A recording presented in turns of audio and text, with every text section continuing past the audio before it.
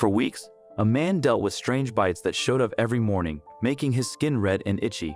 He thought it was just a bedbug problem, but when experts found out what was really happening, everyone was shocked. Nathan had been living a nightmare. Each morning, he woke up with new red marks on his arms, neck, and torso. The itching was nearly unbearable, always reminding him that something was crawling on his skin while he slept. He tried everything, washing his sheets in hot water, vacuuming every corner, and using store-bought bug sprays. Still, the bites kept coming, and he was sure they were bed bugs. What else could it be?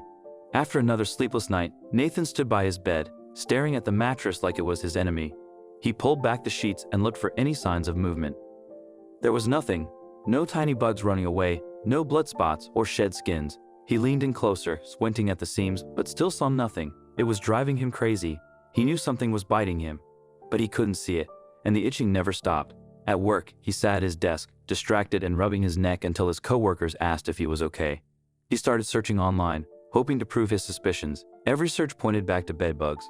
However, the suggested ways to find them, checking mattresses, looking at furniture seams, and setting traps, didn't work. It didn't make sense. If they were bed bugs, he should have found some proof by now. One night, in a desperate attempt to catch them in the act, Nathan set up his phone camera to record his bed while he slept. He positioned it carefully, making sure it had a clear view of his pillow and the area around it. He went to bed feeling uneasy but determined. The next morning, he reviewed the footage. The first few hours were uneventful, just him tossing and turning, but around 3:00 a.m., he noticed something strange. His blanket shifted slightly, as if something moved underneath it. He couldn't make out a shape, just a vague ripple. Yet when he paused and zoomed in, he saw no insect, no bedbug, nothing recognizable, just the unsettling feeling that something was indeed there, just too small or too quick to see. That afternoon, Nathan called an extermination company for help. When the exterminator, Carl, arrived, he listened as Nathan explained the problem. Carl inspected the bedroom thoroughly, checking the mattress seams, bed frame, headboard, baseboards, closet, and rugs. After nearly an hour, he shook his head. "I'm not finding any evidence of bedbugs," he said, looking puzzled. "Are you sure the bites happen at night?" "Yes," Nathan replied, rubbing his neck. "I wake up with fresh bites every morning. They itch and look like bedbug bites." What else could it be? Carl suggested it might be fleas, but Nathan insisted he had no pets. Carl offered to set traps overnight to catch any bugs, and Nathan agreed, feeling hopeful.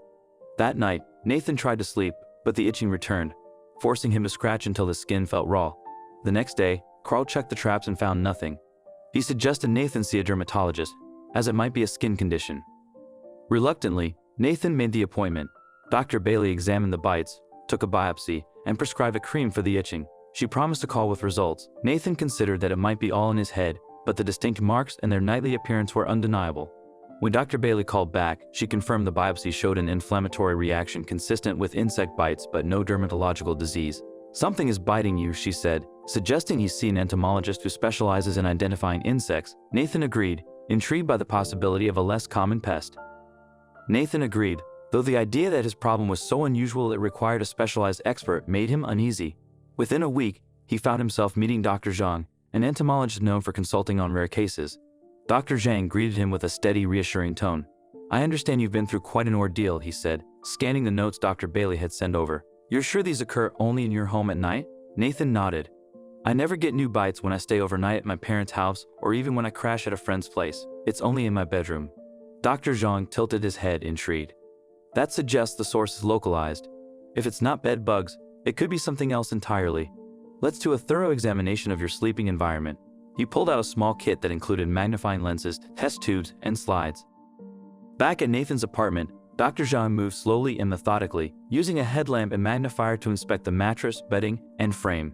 He took small samples of dust and fibers from the mattress seams and carefully sealed them in vials. He even scraped a bit of the wooden bed frame into a sample bag. Throughout the process, he said very little, just nodding occasionally. Nathan watched him closely. He noticed when Dr. Zhang's posture stiffened slightly and his breathing quickened. It happened when the entomologist lifted the corner of the mattress and examined the underside. Dr. Zhang held the magnifier up close, frowning, then quickly took a sample. His face gave nothing away. But Nathan sensed something had been found. "Did you see something?" Nathan asked, his voice coming out more urgent than he intended. Dr. Zhang pursed his lips. "I'm not entirely sure. I caught a glimpse of something unusual. I'll need to analyze the samples under a microscope. Let's not jump to conclusions yet." Nathan's heart sank. Another wait. Another night of uncertainty. But he understood the need for thoroughness. Dr. Zhang left with his samples, promising to call as soon as he had any answers. That night, Nathan left his bedroom for the safety of the living room couch, hoping to escape the bites. But when he woke up, he found new red welts on his ankle, realizing the problem had spread beyond his bed. Just then, his phone buzzed. It was Dr. Zhang, urgently asking him to come to the lab. "Is it bad?" Nathan asked, his voice shaky. "I'll explain when you get here," Dr. Zhang replied. During the drive, Nathan's anxiety grew. When he arrived at the lab, Dr. Zhang looked grim and showed him samples from his mattress under a microscope. Nathan gasped as he saw tiny, worm-like creatures. "What are those?" he whispered. Dr. Zhang adjusted his glasses and said, "We've identified the species. It's called Tritoma infestans." Nathan's heart sank. "What is that?" "It's a parasite from South America," Dr. Zhang explained. "They feed on bodily fluids and can cause severe health issues. They're nesting in your home and are almost invisible, which is why no one recognized them." Nathan felt a surge of nausea. He had unknowingly been a host to an invasive species right in his home. "But how did they get here?" he asked, struggling to stay calm. Dr. Zhang shook his head. "Could be through imported furniture or a package that was shipped from abroad. Sometimes these organisms hitchhike in cargo. But we need to act fast. I'm going to call in a specialized team." Later that evening, Nathan stood in the corner of his living room as a small team of experts in protective gear entered his bedroom. He could see them through the half-open door. Dr. Zhang supervised from the hallway, pointing out where he took samples. Another expert, a woman named Dr. Ward, approached the mattress with a flashlight and a special vacuum device. She paused suddenly and backed away, her eyes wide. "What's wrong?" Nathan called, anxiety drilling into him. Dr. Ward's voice trembled. "They're moving. Lots of them. Oh my God, they're everywhere." Her panic was evident, and Nathan heard a technician scream. He rushed to the doorway, but was held back by Dr. Zhang. He saw the flashlight beam shaking as tiny shapes scurried across the bed frame, some dropping to the floor and vanishing into cracks. "What are we dealing with?" Nathan asked, his voice hoarse with fear. Dr. Zhang, looking pale, replied, "They're in greater numbers than I expected.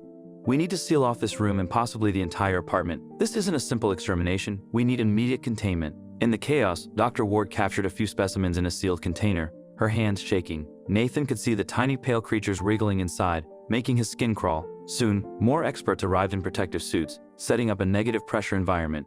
The building superintendent and local health department were called in, and everyone reacted with horror at this unprecedented pest discovery. Nathan was escorted out of his apartment and told to find temporary lodging. The health department insisted on treating not just his unit but the surrounding areas. They had to ensure these invasive creatures hadn't spread. It would take days, maybe weeks, of intense measures to kill them off. Nathan watched the commotion from the hallway, feeling a strange mix of terror and relief. For once, there was no doubt that something real and menacing lurked in his home, but at least now people believed him and were taking action. In the following days, Nathan kept in touch with Dr. Zhang, who provided updates on the progress. The team successfully eliminated most of the colony using heat treatments and a special solution from a research lab. They removed the mattress, bed frame, and parts of the wall to ensure no eggs or larvae were left. After a thorough process, they declared the infestation eradicated. When Nathan returned to his apartment, it felt brand new. The bed was replaced, the walls repaired, and everything was sterilized. He hesitated at the bedroom door, recalling the panic, but Dr. Zhang assured him it was safe now. A week later, Nathan met with Dr. Zhang and Dr. Ward for a final debrief. They explained that the creatures likely came from imported furniture he had bought months ago. The larvae had adapted to human living conditions, breeding rapidly and feeding on him. They were a new variant of a known parasitic species, prompting specialists worldwide to reconsider import inspection protocols. Nathan was relieved to be free of the infestation, but the psychological effects remained. Every itch startled him, and even a speck of dust made his heart race. Dr. Ward reassured him, saying, "You'll recover from this. You did the right thing by seeking help." Grateful for their support, Nathan understood that no one had encountered such a bizarre situation before. Weeks later, he sat in his living room, feeling calmer as the trauma faded. He checked his arms. No new bites, no unexplained marks. He could finally sleep again, which was a relief. The story spread among professionals, prompting discussions on preventing similar outbreaks. Health officials updated their protocols. Life slowly returned to normal for Nathan as he replaced his furniture, carefully choosing local vendors. He learned a lot about pests, which helped him feel more in control.